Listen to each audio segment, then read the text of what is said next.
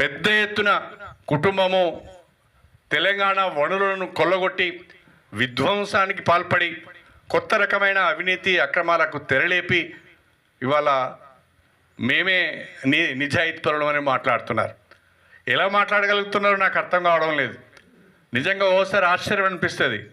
ఇవాళ కేసీఆర్ కుటుంబంలో, కల్వకుంట్ల కుటుంబంలో లిక్కర్ కేసులో ఇన్వాల్వ్ అయిందని చెప్పి, లిక్కర్ కేసులో కుంభకోణం జరిగిందని చెప్పి సాక్షాత్తు కేసీఆర్ బిడ్డ కవిత గారు ఢిల్లీలో తిహార్ జైల్లో ఎన్ని రోజులు ఉన్నదో మనందరికీ కూడా తెలుసు. అదేవిధంగా ఇవాళ కేటీఆర్ పైన ఫార్ములా ఈ కేసులో దాదాపు 55 కోట్ల రూపాయలు నిబంధనలను అతిక్రమించి మరి ఆ కంపెనీకి పే చేశారు.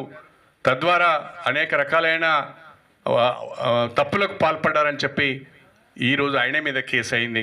ఆయన కూడా రేపో మాపో జైలుకు పోయేటట్టున్నాడు. కాళేశ్వరం ప్రాజెక్టు విషయంలో కేసీఆర్, హరీష్ రావు గారు అనేక రకాలైన సాంకేతిక పరమైన ఇతరత్ర తప్పులు చేశారు. వాళ్ళను కూడా తప్పకుండా విచారించవలసిన అవసరం ఉంటుంది అని చెప్పి కమిషన్ ఘోష్ ఒకవైపు మాట్లాడుతున్నారు.